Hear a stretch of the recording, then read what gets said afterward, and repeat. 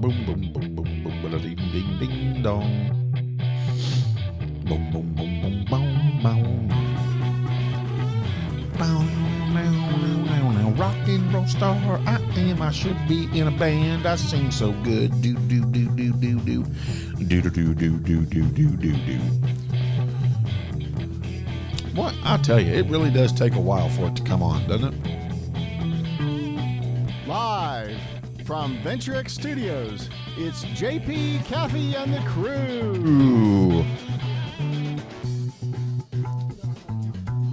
All right. Good morning, crew. You know, it's funny. I'm sitting here refreshing my Facebook page, and it takes 4,737 years for it to finally come on. Would you believe that we actually started the video at 7:30? Okay, we didn't. Just kidding. So here's the deal. We got a great show for you today. Catherine Ann has set up Miss Teen Texas, who is going off to the big show. So we're going to talk with her here in a little bit. She's already on our Zoom, and we'll bring her on here shortly. We have got the pleasure, that's right, of a Marine coming in today, and I'll let Kathy tell you who that will be here shortly. And then cucumber salad versus pea salad. I'm moving it to the front end. And so here we go. It's summertime. Everybody puts together their fun, fresh, salads and all. And so which one do you jump for? Do you jump for Aunt Bessie's cucumber salad, or do you jump for Aunt Lily's pea salad? Right? Talk to me. Tell me. Why are you talking about... First of all, I just don't like peas. Is your microphone on? I don't know. Is it? Is she turned up? I just want to make sure. I want people to hear you. Can you not hear me? Because we're about to battle, you and I. We're about to battle. I'm not a fan of peas. I am not. I have not been since I was a little kid. I think it's a consistency. Ironically, I like split pea soup. Every so often, when I'm at Jason's Deli, I'll go for a very small scoop, but it also has to have egg whites in it. Hard-boiled egg whites. The pea salad, every so often, just pea salad. there. All right. I'm just not a fan of... I would go for cucumbers over peas any day. Peas, when I was a little kid, my mom, one time she noticed, she was like, what keeps falling out underneath Kathy's... it's because I think I hear the music again. Well, and that's it was because a great show. That's how far behind the feed is. Oh, gotcha. Okay. She was like, what is falling out underneath Kathy's part of the kitchen table? I was very young. Yeah. And my mom it was the peas. Like, she gets under there, and literally one whole entire dinner, I had sat there and taken little peas and just mushed one at a time. No, you did not. So my mom said there was like a whole little section, and there was probably 52 peas. And I had sat there. You're a dirty bird. The whole time. Oh, I didn't. My grandma like would have called you a dirty bird. I would have. But, my mom was always, they were always like, you have to at least take a bite of something. So I'm like, I figured a workaround. I figured a workaround. Kathy's figuring a workaround at 2. Yeah, squishing peas up underneath. So my great-grandma Beth made, I didn't like peas as a kid. Yeah. I hated peas. Is it the consistency for you too? Yes. The squish makes me want to vomit. It kind of mealy? Yeah. Okay. Yeah. Now, the roundness doesn't bother me, but it's when you squish and you're like, ugh. Now, I love sweet pea. I love split pea soup like you do. Love it. But I used to love going to my great-grandma Beth's out in California. Right. And she lived on a farm, as most did back in those days. And her back kitchen wall was a honeycomb. It was all bees. I remember you telling me. Yes. That's a trip. And my grandfather, this was great-grandpa, great-grandma, he had put glass up. He let the bees just go ahead and do their thing, right? And y'all got to watch them. Well, watch them and you get to hear them. A very soothing sound, let me tell you. Thousands and they were really of bees. ahead of their time, because now everybody's beekeeping. Our own Dr. Good is beekeeping. I've got dear friends who, all my retired friends just about, are beekeeping. Yeah. But this was back in the day. Back in the day. I was like... Nobody had heard of this. I was probably 6 or 7 years old, 8 years old. And even before then they were doing it, right? But my great-grandma would make a pea salad that I actually enjoyed. I wonder if it was the Jason's Deli recipe. Well, I don't even think Jason's Deli was around back I was then. like, maybe she gave them the recipe. Could be. Great Grandma Beth, there you go. Did she get credit? I don't know, but I'm gonna call Jason's Deli and find out right away. That's for darn sure. Did she have hard-boiled egg slices in it? No, this wasn't that kind of pea salad. What did it have had in it? carrots in it. It had the shredded carrots. Okay. And she would sit there with her shredder and grate the carrots herself. Yeah. It had the peas in it. It had one other vegetable. I can't remember what it was. And then the consistency was that of like a coleslaw mayonnaise. Oh. And so it was a little bit sweeter, right? So it wasn't sweet, it was a little bit sweeter. Okay. And that was her split. Or So not split, it her was piece. mayonnaise with maybe she added like some sugar or whatever it is, it would be like something in it. coleslawish. Okay. The coleslawish sauce, if that makes sense. If you eat a creamy, a creamy coleslaw, right? Yeah, there's a difference. Not the vinegary Not coleslaw. the vinegar one. Yeah, the Right, creamy right, one. right. And so her pea salad was amazing. What I have found, for me, I have found that cucumber people have tried to make cucumbers do things that cucumbers shouldn't be doing. And it's like every time I take some cucumber salad, I want to go blah, blah, blah, blah, like that. Oh, see, I love, like, you can give me some sliced onions, tomatoes, especially if it's like cherry or grape tomatoes cut up, and then sliced cucumbers with some vinaigrette type style, maybe a little bit of feta cheese crumbled in there, and it's making my mouth water just thinking I about can it. see that. You know, your mouth watering Yeah. for sure. When we talk about food, my mouth always waters. So the Then I crew. realize I'm hungry. So where's the crew at? Is the crew, are they pro pea salad? Are they pro cucumber salad? What is it that, do you like both? I don't know. Yeah, I'm just gonna say the peas. It's now if it's the pea salad that I'm talking about at Jason's Deli. It sounds like the same thing with your great grandmother's because of that whole consistency thing. When they're cold, and I mean they've got to be cooked obviously, but cold, and they've got more firmness to them. I think it's the cooking where they get mushy, and that's just. Yeah, I mean, we'd have to do Scout's portion, right? Which is a tablespoon. Yep. And I mean, I would mix that into my mashed potatoes trying to hide it, and I could still taste it. And it was still there. Yeah. You're like, yeah. That's why I never became one of those plate people where you had to have everything not touching, because I like spinach, peas, and wet carrots. We're going to have to talk about spinach one day. I love spinach. Yeah, I'd have to mix that with my mashed potatoes to be able to get it down. Try to get the taste. Did you have to clean everything off your plate? Oh, back in the day, absolutely, yeah. Oh, absolutely. Isn't that funny how that was a thing? You know, there are kids starving in Africa. Did you hear that? Yes. Oh, yeah, I got that all the and time. so it's like, okay, so clear your entire plate, which sometimes maybe you sat there for 2 hours. So here the crew says, Deborah Key says, I'm a fan of both. I make pea salad often. Fred Nort said, both are good. Huh. So there we go. Okay, then I need somebody's pea salad recipe. Well, Miss Keys. I would say Miss Keys. I'll take hers. Yeah. I'll take hers. So there you go. So yeah, let us know what your thoughts are. Michelle, Gail, Lisa, Caven, Marvin, Fred's jumped in. Coach Quigley, I haven't heard from you yet. Jim, haven't heard from you yet. Susan Schuler, what are we guys? Are we cucumber salad people or are we pea salad people? Yeah, I'm definitely cucumber. And I wonder if there's a psychosis for that. I'm into peas. Well, you're a freak. Oh, yeah, I'm into cucumbers. Well, and some people love. You're soothing. Some people love peas, but like I don't know.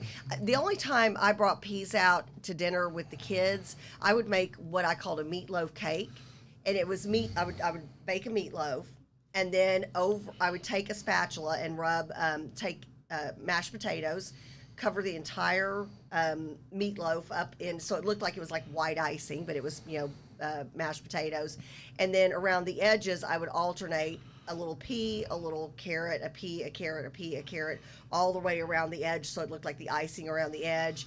So it was more just for show. Right. Nobody was having But how a big fun, old though. thing But that's of that. fun eating, though. How fun were you? The kids loved that, and that was always a big thing. Like if somebody got some kind of something like made student council rep at school, or got in honors, or that was like our big celebration. Yeah, I mean, I feel like I would be sitting at the table with Peter Pan. Here comes Mommy with the meatloaf cake for the meat cake. And I think that's what the kids probably would think sometimes to That this would have day been about fun. me. That'd have been, well, that's fun though. That's not a put down. I love that. Thank you. So, all right. Fun. I'll have to make you one sometime. Ooh, with turkey. Oh, that's right. You can't No do beef. meatloaf. Okay. Oh, I've never done a turkey meatloaf. So what I do for meatloaf on that deal, so it doesn't dry out, I use turkey and pork and I mix them. Oh, because you can do pork. That's right. Right. And then the fat from the pork keeps it moist. Yep, that's right. So, yeah. So there you go.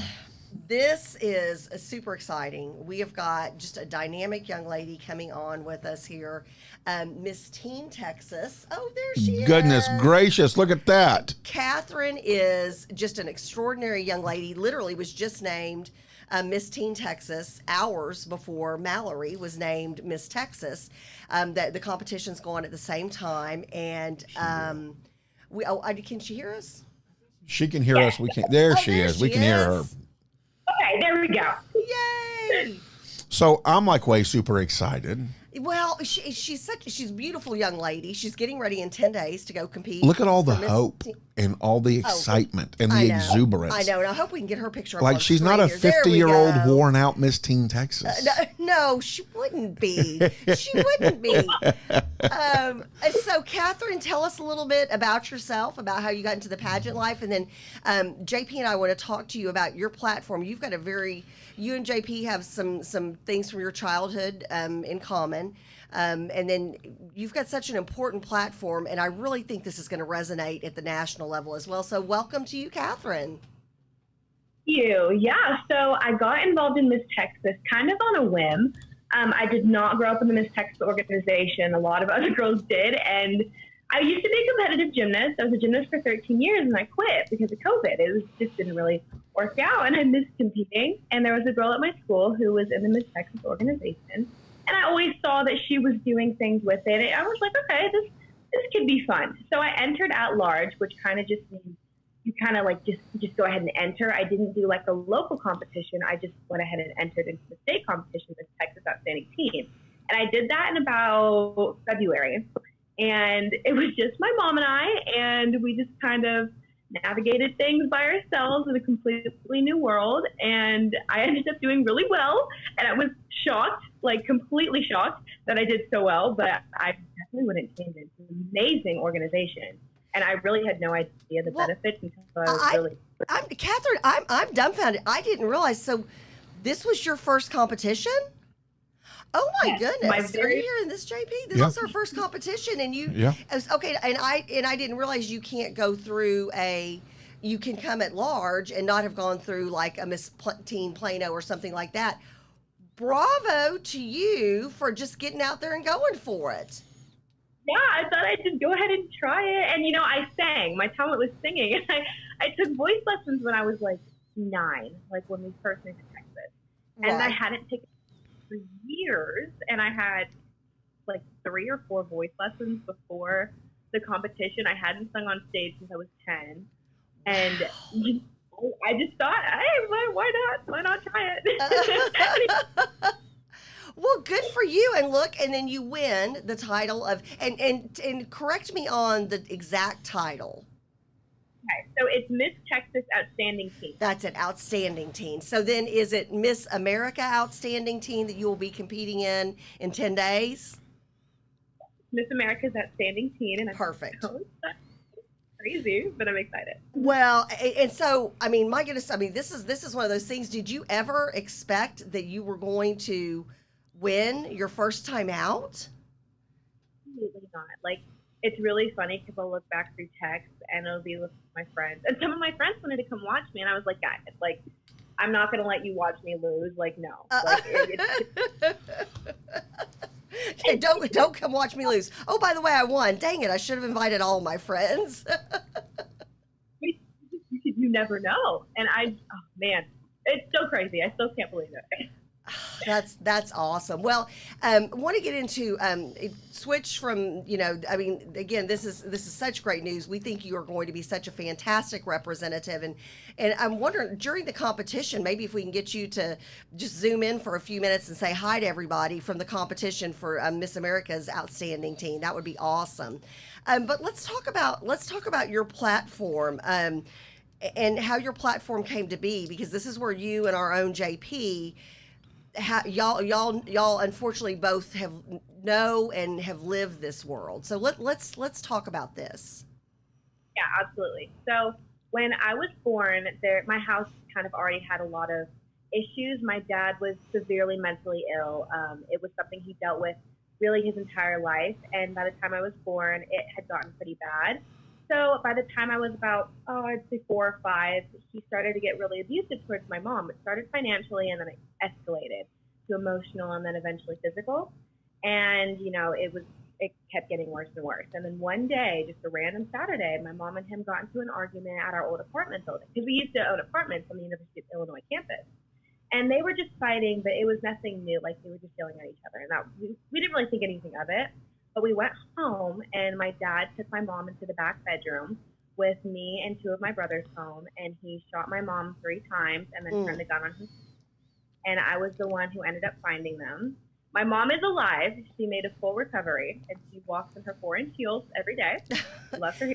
Well, because you said, wasn't she shot in one of her legs twice? I mean, like, it's a miracle that first of all, it's a miracle that she's alive. I mean, you and I talked about this last night. This is a God thing, because it missed one of her major arteries literally in the and not only is she alive, but she's walking and she's fine, and she was, here she is supporting you with your walk of life. So how does that transform into your platform? So I was kind of afraid to tell people about what had happened in my family for a really long time, just because of, you don't know how people will react. And it's something I've obviously, I was 6 at the time, and that's kind of all I'd ever known. But when I moved to Texas, especially as I started getting older, because I moved here when I was 8, I realized that in the environment I was in, it definitely was not the norm. Everybody had their 2-parent households, their working dad, their stay-at-home mom, and I just wasn't like that. And I realized kind of quickly I was somewhat of an outcast. So I just kind of hid from it until I got to high school. I definitely started finding my own voice, and I started to talk about what had happened a little bit more. And the more I talked about it, the more people came up to me and were like, oh my gosh, like, I've had a similar situation, or I know somebody who has had a similar situation. And that really opened my eyes. Like, this is a big deal. Like, this affects a lot more people than what the average person thinks. The good news is you're not afraid to go out and share it. I can't tell you how many middle schools, elementary schools, and high schools I have spoken to over the last 32, 33 years of my life. And there are always, and I mean, we're talking deadpan silence when they start hearing the story. And the way that I start my story off is that I tell it from a second person. So, hey, my best friend is going through this. My best friend is going through this. And I talk about it from elementary school up, why nobody was ever able to come spend the night.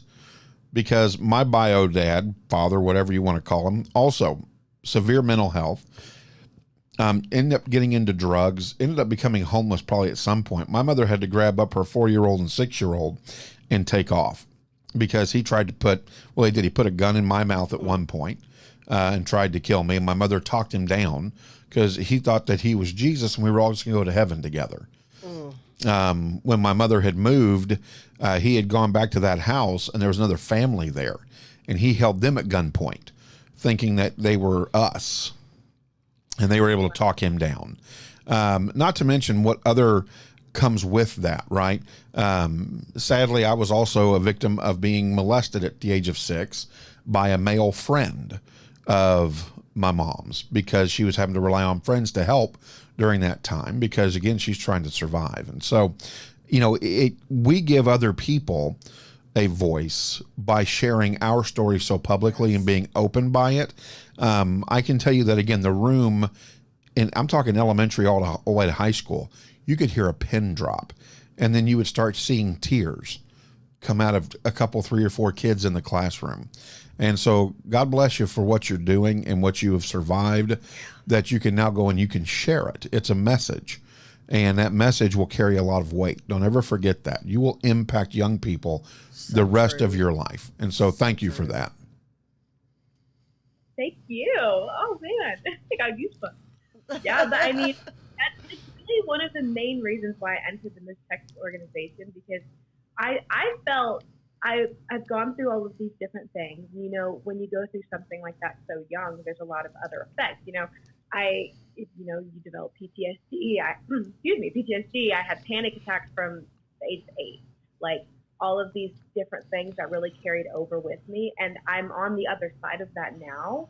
And Miss Texas really gave me a way that I could share my story. And I felt if I didn't get out there and share my story because I know I'm capable of it, then it would almost be wasted. And I don't want a story like that to be wasted because it impacts so many different people, just like you were saying. Right. Well, and you think about it, we talked about this during the pandemic, and JP and I talk about this all the time with the increase in abuse and mental health.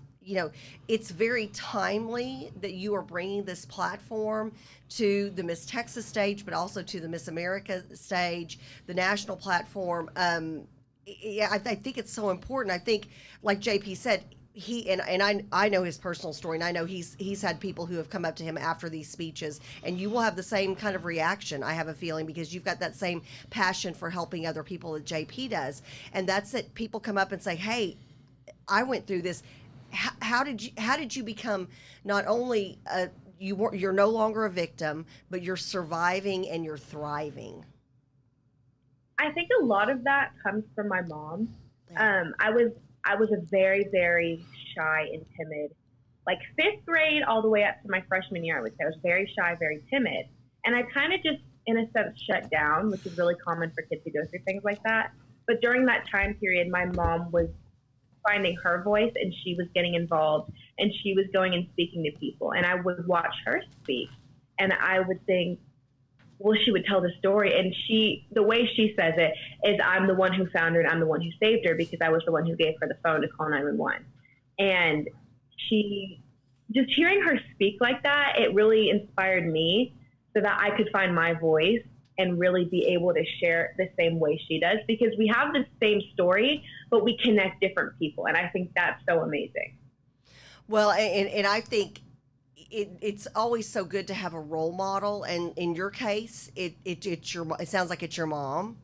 And what did your mom? I mean, you had a friend who was doing Miss Texas. Let's go back to this. I'm still intrigued. I had no idea that your background was you just thought, you know what, I'm just going to try this and see what happens. And now there's scholarship money for college and all these great things that go with the Miss Texas pageant. So let's talk about your mom.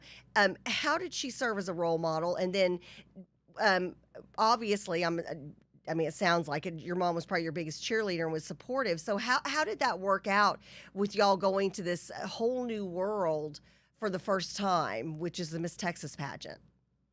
Yeah, so it's really funny. My mom and I are very, very, very close. Like, she calls me her roommate more than I am her daughter. Like, we're just super.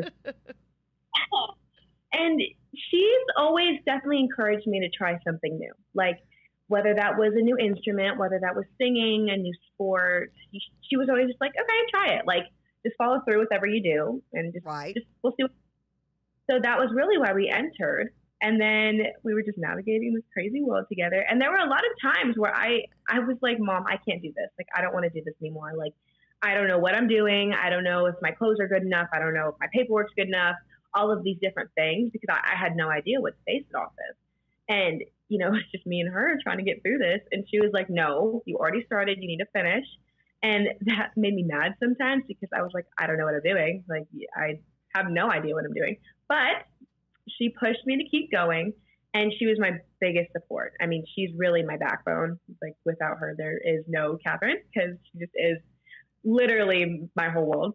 But when we got to the competition and I started to tell my story a little bit, I forgot to mention the fact that my mom was still alive, because she was shocked. Oh, I didn't even think about it. Yeah, because it like you said, it's a miracle that your mom's alive. So, you didn't mention that in the story. I would. People would be, and I'm biracial. My father was from Nigeria and my mom's white. Right. So I'm around with this woman who looks nothing like me, and people think my mom has passed in this tragic story.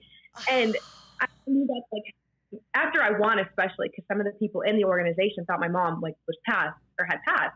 And I was like, oh, no, she's right there. Like, that's her. Like, that's my mom right there. So that was interesting on itself. But I mean, she really is my biggest cheerleader.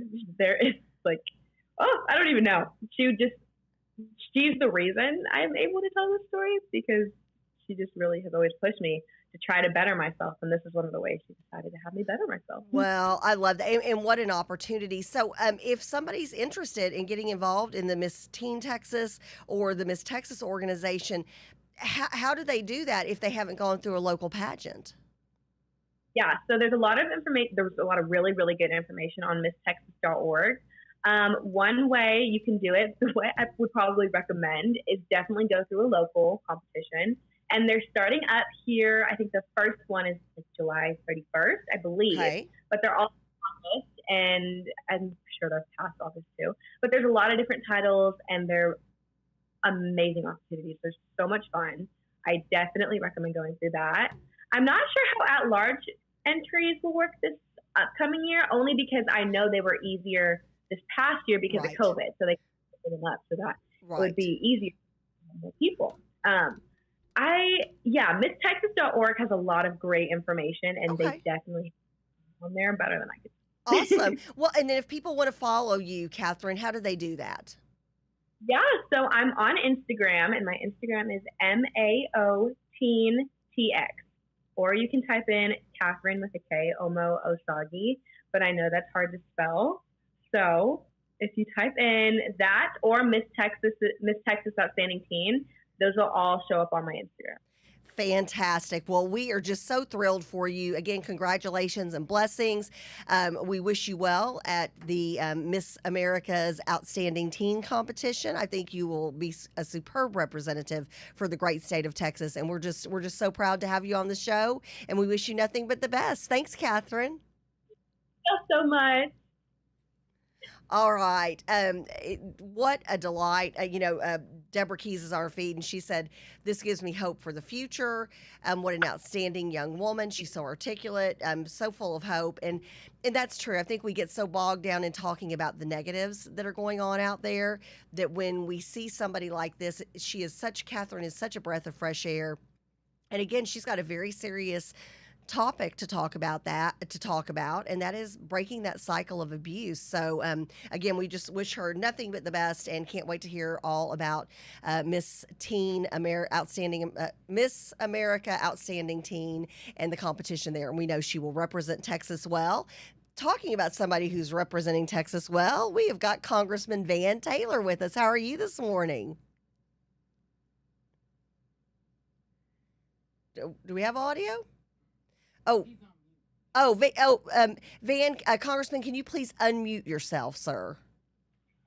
Sorry about that. There you go. How are you? Between meetings, and so you caught me on the road. I love it. So we need to have a meme for that. Van on the run or something. I don't know. Well, no, let's not do that. I should begin with good morning, good morning, yes, and yes, good morning. Yes, there you go. Well, let's talk about this. Speaking of on the run, which you're not, you're just going between constituent meetings, which I love. I'm in Texas. I'm not a fugitive. Exactly. You're in Texas and you're here and you're not running from your job, thank goodness. One thing I do want to mention, we neglected to mention this last week. You've got 100% meeting policy. So if somebody wants to meet with you, they just contact your office. How do they get in touch with you? Because you do not turn down a meeting. Sure. No, you can reach out to my office and we'll set up a meeting. And I actually do call people. And so whatever works for you, I want to be convenient and available. And I've last Congress, I had 850 separate meetings with constituents. I met with every constituent that has ever asked to meet with me. And this Congress looks like I'm on track at this point to hit about 500 meetings this year. So love it. A lot of people reaching out, and and I just want to say I appreciate every single person that reaches out and wants to meet with me, because it helps me do a better job representing them. Well, and some of the really good legislative ideas, and this goes back to even when you were a state rep and a state senator, and now as a congressman, some really good ideas that you have that you put into law come from these constituent meetings. Absolutely. No, some of the very best bills that I've passed into law have come from the very constituents that I have the tremendous privilege to represent, and I could go into many bills. I think one thing I was particularly proud of was a bill that protected the identities of victims of stalking and Yes.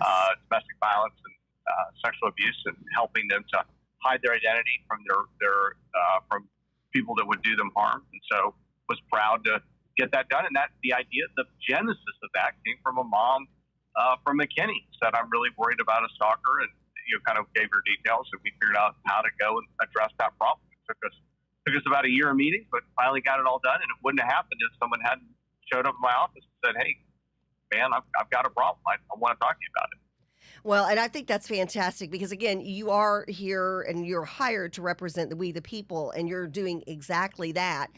Now let's go to the exact polar opposite of that, which is the Democrats who have left Texas. They went to D.C., where did you see the spectacle? I mean, these people who have left their job, who are basically thumbing their nose at their fellow Texans, they were welcomed with open arms by all the Biden, Pelosi, all those folks, and they were treated like rock stars. When in reality, they've literally fled the state so they don't have to do their job. Help me understand this. It's very unfortunate. Democrats, Washington D.C. is dysfunctional. Rank partisanship all the time. I say we need to bring more of Austin to Washington, but unfortunately, a little bit of Washington has affected Austin. This idea of walking away from the table, and Democrats have a seat at the table. There are committee chairs, who are Democrats who left, who said, "Hey, I don't care that I'm a committee chair. I'm going to leave." It's really shocking and unfortunate because they're doing long-term damage not only to themselves as individual legislators, but also to the legislative process in Austin, which really has always relied on bipartisanship, on working together to come up with a budget that most people can agree with. I mean, 90+% of the legislators voted for the budget last Congress in the last legislative session because it was a good budget and it had Republican input and it had Democrat input. And it's really unfortunate to see Democrats walk away from their seat at the table and go to Washington, do selfies, have a cold one on the way. I mean, it's really terrible how they've done it. Well, and I just just recently I flew up to Boston with my son. He's doing a 5-week music program at the Berklee College of Music, and I know we had to wear masks the entire time we were in both airports that we were in to get there because we had a layover. The whole time we're on the plane, and I mean, they're telling you, like, there were some people who had the mask pulled down, below their nose, and the flight attendant would say, "Hey, you need a whole entire face and nose or mouth and nose area covered." And then the pictures I'm seeing on social media of the Democrats who left, they don't have any masks on. So it's like the rules apply to us. I've got to go into work. I've got to, I can't just say, "Oh, yeah, I don't think I feel like doing that." We have to follow the rules. Why don't they? And then let's talk about the extra costs, because obviously the governor wants to get the business of the special session done. If they don't come back in time to do that, he's going to have no choice but to call immediately another special session. Let's talk about the cost to the taxpayer, to me and you. Yeah, well, it definitely costs money every day. They're collecting not only their pay, they're collecting per diem, and special sessions cost in the millions of dollars to run. So there's no question they're costing taxpayer money. But I think more importantly, they're destroying an effective institution. I mean, the Texas legislature, passes budgets. They're balanced. They've passed every budget on time since 1963. In Congress, I've yet to vote on the budget. I'm in a place so dysfunctional. Still blows my mind. People literally don't even report on the dysfunction. Right. And so, people are shocked when I say, "Yeah, I've never voted on a budget." I'm like, how is that possible? I'm like, well, it's just really, it's that broken. It's that bad. But that just goes to, they're doing real damage to an institution that is really important for the future of the state, as well as doing damage for their constituents, right? Because their ability to get things done is going to be limited. People are not going to trust them when they say, "Hey, I promise you I'll do this," or "You can count on me to do that." It's like, well, I remember the time you didn't do what you said you were going to do. Right. And they're doing damage, and so it's very unfortunate all the way around. And what we're fighting over is probably also bad. It's unfortunate that what the legislature is trying to do is trying to expand access to voting. It's expanding early voting days, early voting hours. It's actually doubling the number of reasons you can ask to send a mail-in ballot. It unquestionably is going to make it easier to vote. I mean, I certainly want to see more people vote. I think voter participation is a great thing. It's a good thing. And Republicans, I think, really benefited from having a super high turnout, last election, and we want to see more people vote. And I know here in Collin County, we've worked super hard to get more people to vote. And we've been very successful at that. We've one of the highest turnout percentages of any county in the state of Texas, and I'm very proud of that. And there are ideas in that bill, and Senate Bill 1, which actually came from Democrats. So an idea that we worked on very hard here in Collin County is this idea of being able to vote anywhere you want to vote, right? So countywide, what's called countywide voting. Yes. So traditionally, you had to show up at your polling location, and they had a printout, and they would literally physically cross your name off to make sure you didn't vote twice. So you could only vote at one location at your polling at your precinct. That was the only place you could vote. Well, Collin County worked on this, invested money in computers and in the technology to be able to do countywide voting. So now in Collin County, you can go vote anywhere in the county, and so that's very convenient for people, right? Well, it is because a lot of times, and I know because I worked on this back when I was Republican Party chairman in Collin County, and then again when I was a county commissioner. And it's one of those things that, you leave your home to get your kids to school on time, or you go to work. A lot of times it's more convenient because on your lunch break, hey, near my office, there's literally a library, a stone's throw away. And you go back to it, and Democrats had a lot to do with this, just like Republicans. It was a very big bipartisan effort. So, I love that convenience. So, help me understand the thought process. So, countywide voting actually was a piece of legislation that one of the Democrats actually filed a bill on. Yep. And that bill is in Senate Bill 1. I mean, literally. And that's one of three different bills that Democrats authored is in Senate Bill 1. To give you an idea about, do they have a seat at the table? Yeah, they don't have a seat at the table. They've got real input. I mean, they're putting pieces of Democrat legislation is going into this bill because they're good ideas, right? And Republicans are acknowledging, hey, that's a good idea. Let's bring that in there. Let's take it statewide. That's great. And so, it's sad to watch Democrats, gaslight against stuff that they actually did themselves, right? That are their own bills.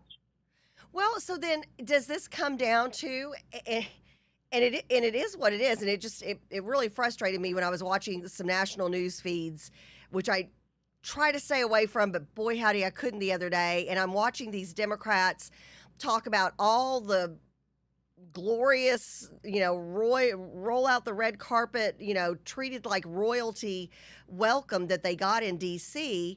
So is this all? And then you go back to the logic of, okay, a lot of this was driven by Democrats that's in some of these bills that they're looking at. Then is this about publicity? Is this about drawing attention to themselves? I know. And then that's one question. So is this about publicity? And then please help me with President Biden's comment about how the election laws in Texas are worse than the Civil War. So help me with both of these. The hypocrisy of President Biden is just unbelievable, right? I mean, so he comes from Delaware. He was elected there, 50 years ago as a U.S. Senator. There's never been early voting in the state of Delaware. Right. Never had, not a day. We've had early voting for almost 2 decades now in Texas. Right. Super successful. We're expanding. We have a piece of legislation in front of us to expand early voting, to give more early voting opportunities. And the President of the United States is trying to say that Texas is suppressing the vote when he won't even look at his own state, won't even look in the mirror and say, hey, we've never had early voting. I mean, if anybody's, it just boggles the mind. I mean, I wouldn't try to say that Delaware is quote unquote suppressing the vote. They don't have early voting, but clearly, if Texas is expanding early voting opportunities, and a guy from a state who's never had it to turn around and say, "Oh, you're trying to suppress the vote," it's just absurd. It really flies in the face of common sense. Right. And it's deeply upsetting to me as a Texan because, I mean, again, I want people to vote. I work hard to get people to vote. I encourage people to vote all the time. And right. I think, in Collin County, I'm very proud of the fact that we have one of the best voter registration rates. I think that this legislation will actually help other counties enjoy what we enjoy in Collin County, right? We have countywide voting. This bill will help increase that. More early voting opportunities is better. I think that's a good thing. I think that we've proven that you get better turnout when there is more early voting. And so that's a great thing. And we made it easier to mail in vote. There are more reasons that you can request a mail-in ballot. And so I think, again, the facts on the ground, the facts of the actual piece of legislation say this is about securing the election. It's about making it easier to vote. And then you got the President of the United States saying, oh, you're trying to suppress the vote. Because, I mean, relative to what? Right. I don't know what he's comparing it to. Well, and it's always, I think about, we and mail-in ballots. I mean, we've got such great systems put in place here in Texas, and we're just trying to make sure that everything's, just like if you go, to make a purchase. Heck, even, I'm trying to think of and a million things come to mind that you have to show your ID or you have to give the last four of your social, and it's for your protection. And so he's sitting there saying that basically this is like the Civil War where brother was fighting against brother in their own front yard. So I think, again, then I go back to my other question, which is this just all a big publicity stunt where the Democrats in D.C. are trying to help the Democrats in Texas make conservatives, or not even conservatives in this instance, just the taxpayer, the common sense person, are they trying to make us look bad and trying to draw negative attention to the state of Texas? Their ultimate intent, I mean, it seems to be getting attention, right? As soon as they land, they do selfies and press conference and, talk about, say send money. And I mean, so it just, but again, is that really helping their constituents? Is that really, making sure that we have a functional legislative process in Texas, which we do today? But they've done real damage to it. And let me say this, the damage that Democrats are doing to the legislative process in Texas, it compounds every day. Yes. Every day they're away, it gets worse. And the Republican members resent the Democrats leaving their jobs, and Texans resent it. I mean, I think 10 million plus Texans showed up for work today. Right. There are 51 Democrats that they don't want to show up for work. Right, they like weren't they're hired excluded. to run Yes. away. They weren't hired to run away. They were hired to go and do a job. And they're there to do it to the best of their ability. And they have a seat at the table. They've gotten amendments into that bill, and they can get more amendments in if they think it through and try. And it's what they're doing is damaging to themselves, to their constituents, to Texas, and to the legislative process. Yeah, they're even, JP and I were talking with Representative Leach the other day, and we were talking about some of our own friends who are Democrats, who have said, get back to work. And the thing is, this, voter integrity is not the only thing that's part of special session. You've got, we've got several retired educators on our feed this morning. The quote unquote 13th check for retired teachers. So you are now punishing people who put blood, sweat, and tears, decades of their lives into being an educator. You are keeping a check from them. That's what these Democrats are doing. Now they're hurting former teachers. No, it's hurting former teachers, hurting public safety. You have important bail reform legislation that we that we've got to pass. the property tax legislation that needs to be worked on. I mean, there's a lot of work to be done in the state legislature. And again, Democrats have really hurt their ability to influence and impact that legislation for a long time to come. And so, a lot of people are suffering as a result of this. The other thing I'd just throw out there is what the Democrats are advocating for is the D.C. solution to elections, which is to eliminate voter ID in every state, and not just for federal elections, but for all elections. Right. Which, and people agree with voter ID. I mean, since we've implemented voter ID in 2011 here in Texas, we've had, voter participation has gone up dramatically. And I mean, I remember talking to a constituent once, and I said, well, we have this voter ID law, and they're like, oh, so you can vote with your driver's license now? That's great. I mean, I thought I could only vote with my voter registration card, but that's I don't have to go find that anymore. I'm like, well, you didn't have that before, but it just, there's 7 different IDs that you can use.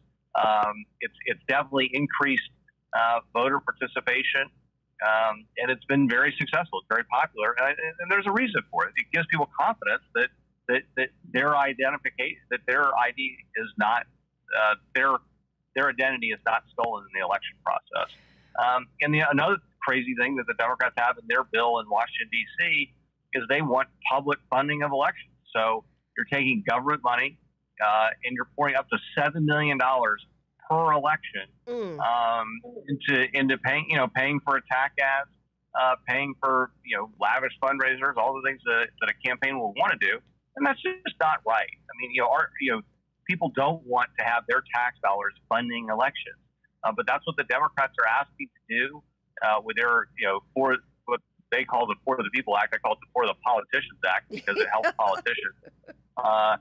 And it also legalizes ballot harvesting. And that's the other thing that we don't want to see is people being paid money to go and collect votes and influence people who whether it's a nursing home or an immigrant community, and taking advantage of them and pushing them to vote one way or another. You want people to be able to make their own choices of their own volition.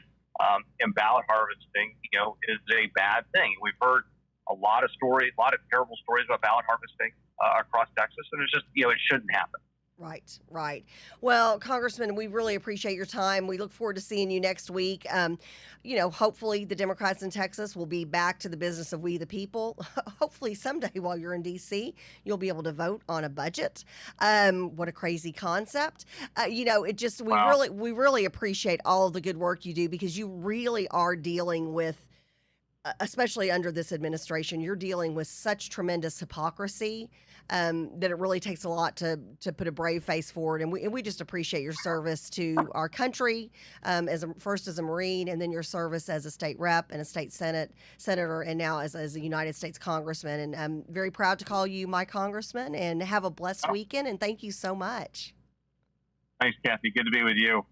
All right, thanks. That was Congressman Van Taylor, of course, of Congressional District 3, just kind of laying out in a common sense manner what's going on, and this is one of those things that not only is election integrity being looked at in our own state legislature through this special session, but this is something that's being discussed in D.C., and some of the things that are being proposed in D.C., I want to reiterate what Congressman Taylor said. These are horrific ideas that are going to cost the taxpayer money, and they're going to benefit these people like the current president who have made a career and made a lot of money out of being an elected official, who the founding fathers meant for those congressmen to be part of their district. First of all, that's why you've got the elections every 2 years, like Congressman Taylor.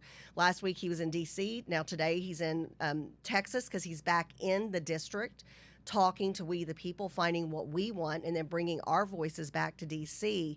That's gotten away from us, and if the current national administration has their way, I can't even imagine what this country would look like. There's a reason that over in Cuba, the people who are asking for liberty and freedom, begging for it, God bless them, the universal sign that they use while asking for freedom and liberty is our American flag. They've got flag shirts. They're waving American flags. That still stands for something and means something to so many of us. And I know I'm preaching to the choir when I talk to the crew about that, but it is just it's crucial that we protect that freedom and those inalienable rights that we've been given. We are so blessed, and we can't take our eye off the prize for 1 second, because you do that and then you've got Democrats slipping out the back door going to DC so they don't have to do their job here in Texas. And I get it. Sometimes, I know when I was a county commissioner, you had to have 3 votes to get anything passed or stopped or whatever the case may be. And there were times I would go into commissioner's court and I knew that I was going to be on the losing end of a vote. But I still went in and did my job.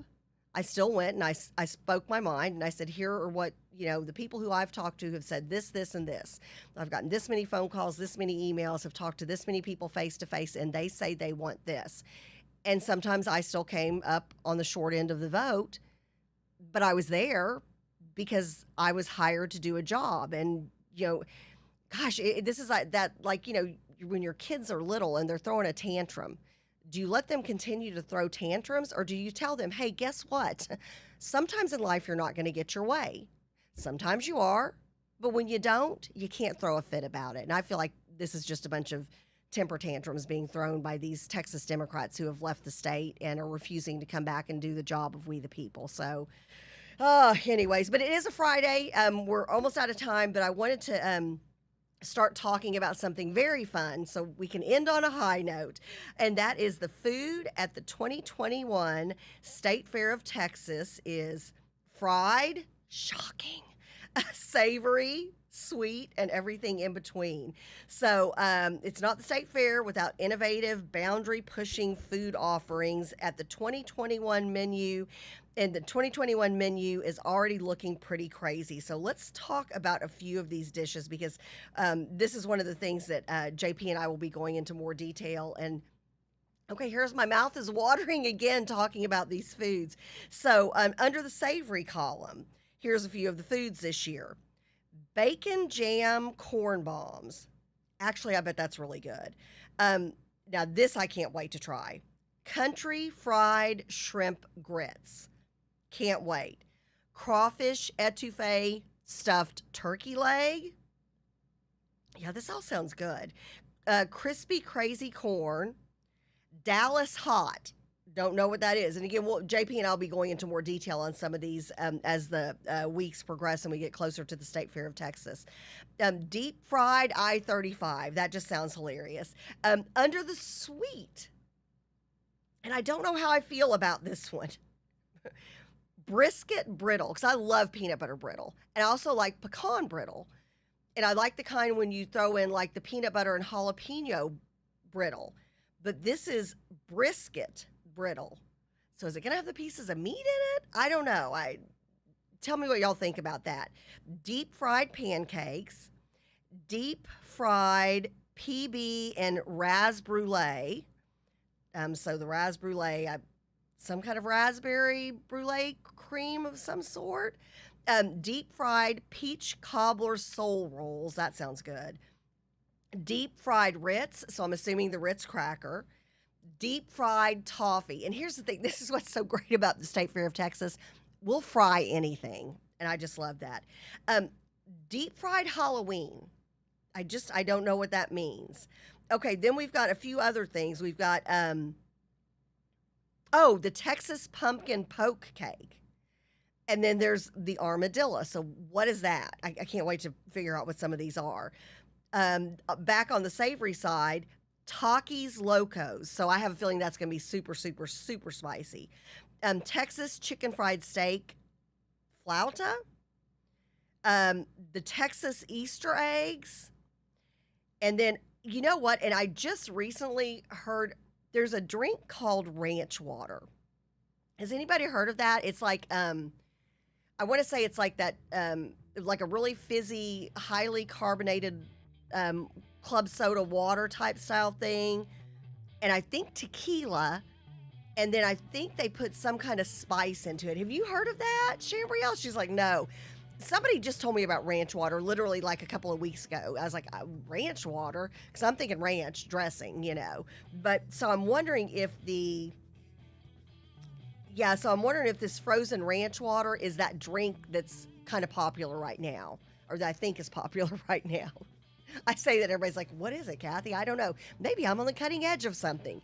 Anyway, so very interesting. I've got to see what the Texas Easter eggs are. Of course, I think those should be on the sweet side, but what's in them? Don't know. Probably something to do with jalapenos is my guess.